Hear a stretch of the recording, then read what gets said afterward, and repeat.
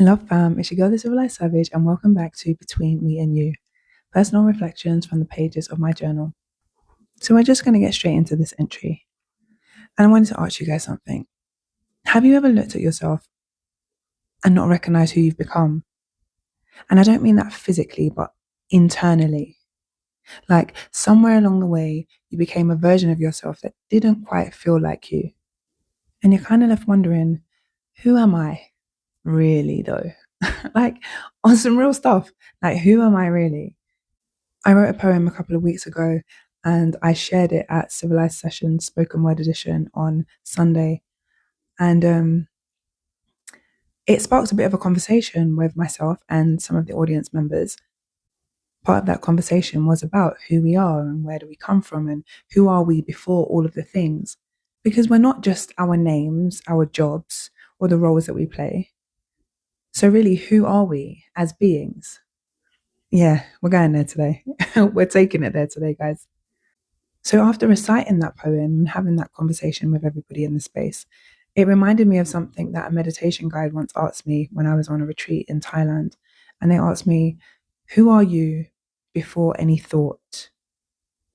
Who are you before the noise? And if you ever get to hear the piece Yearning, that thought is echoed in the piece. And I don't know about you, but that question doesn't let you stay comfortable because it removes everything that you usually use to define yourself, at least in my opinion. Because think about it, who are you when there's no one there to tell you who to be? A part of my poem says, what was, is, at the core, at the moment before, the external noises, the voices, the traumas of my human choices. See, I'm yearning for that essence, that stillness, that presence.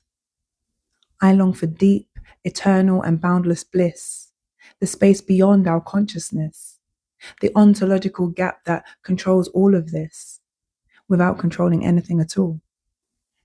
And in writing that, I think what I was exploring was that question of before anything else, before identity, before labels, who are we? And I'm sure you guys have heard it said a million times that we're not humans having a spiritual experience. We are, in fact, spiritual beings having a human experience. But let me bring this a little bit more closer to home because this isn't just philosophical, this is actual real life. Most of us don't actually know who we are. We know who we've been told to be. We know who we've adapted to become. We know who we are in response to other people. But who are we? Who are you? Directly asking, who are you without the adaptation? I mean, I've heard it said that you're not just who you are, you're who you've had to become. On a personal note, there was a time when I was questioning myself in so many ways. I was in a relationship that led me to literally dissect my ways, dissect myself in ways that I'd never even considered before. I was questioning my reactions, my emotions, my intentions. I felt myself asking, am I actually the person I believe I am? Or am I everything I'm being told that I am by the particular person I was in a relationship with at the time? And when you're in an environment where your reality is constantly being challenged, that confusion runs hella deep. You begin to doubt yourself, you disconnect from your own inner knowing, and before you know it, it's just discombobulation central. It's long. I share some of the details of this particular relationship in my poetic trilogy, Letters to My Ex. Those of you who've been following me for a while, you'll be familiar with those pieces. And if you're new here and you're not familiar, I'll be sure to put links in the description so you guys can check those out. But yeah, being in a situation like that, I don't know, it's almost like drowning, like not knowing what was mine versus what had been placed onto me. So strange. But as much as for me, that experience was that of a romantic relationship, for you, it might not look like that at all. It might show up in your relationships with your family where you've been told who you are for so long that you've never really had space to question it. It may show up in your friendships where you feel pressure to be a certain version of yourself just to stay connected. Or it might show up in your work environment where you've adapted so much to fit in that you don't even recognize who you are outside of that role.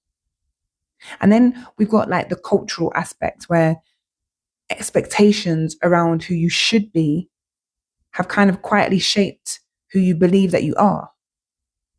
And the mad thing about all of that is sometimes the loudest voice in your head isn't even yours. That is mad. And this is why we have to be so careful about the information that we allow in. This is something that Thich Nhat Hanh refers to as mindful consumption.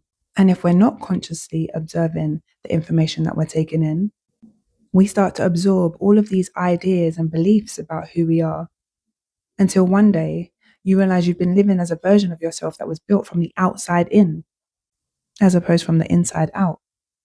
So if we find ourselves in that space, what do we do? How do we shift it? How do we turn it around?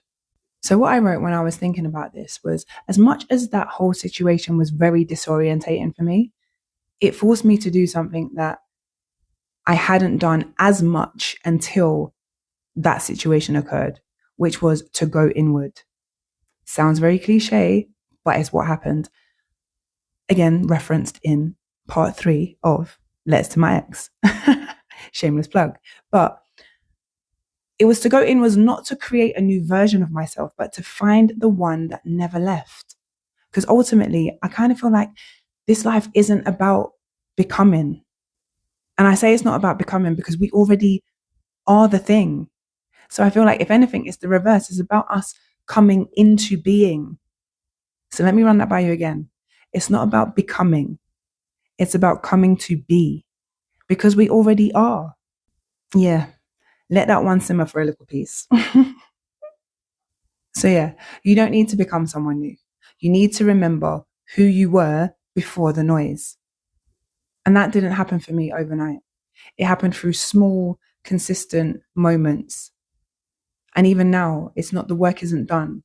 I'm still sitting in silence. I'm still journaling, honestly. I'm still spending time alone.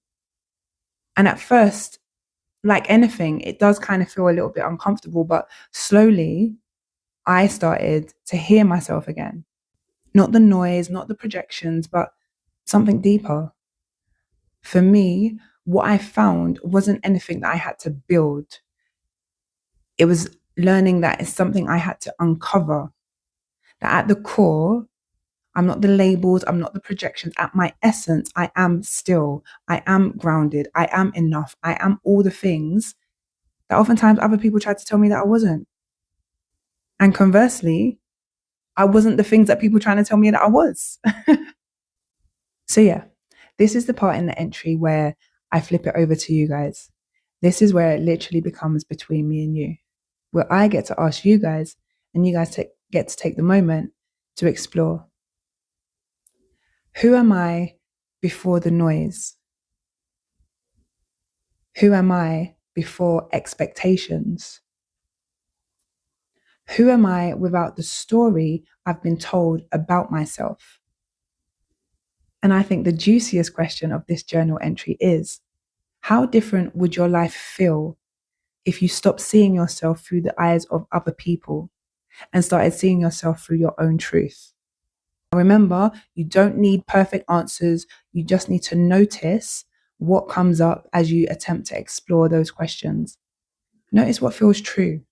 Notice what doesn't. Because awareness is where everything starts to change. So on that note, let me leave you with this. You are not the noise. You are what remains when the noise is gone. Bars. You lot don't know about them bars there. Told you I'm a philosopher, low key. I write poems, but I should really be a philosopher. But yeah, over the next few days, guys, take a few minutes just for yourself, no distractions, and ask, who am I before thought? Who am I before the noise? No pressure, just presence. See what I'm saying? More bars. Anyway, let's wrap this up. If this journal entry resonated with you, I'd love to hear from you. You can share with me what came up for you if you were exploring the questions. What did you notice? Drop it in the comments, send me a message. Let's build a little space where we can connect and do all the things together, because we're not journeying alone. We're all on this journey together. So if you haven't already, make sure you've subscribed. New episodes drop in every Wednesday. And thank you for being here. And if you didn't know, I've been the civilized savage, and this has been Between Me and You.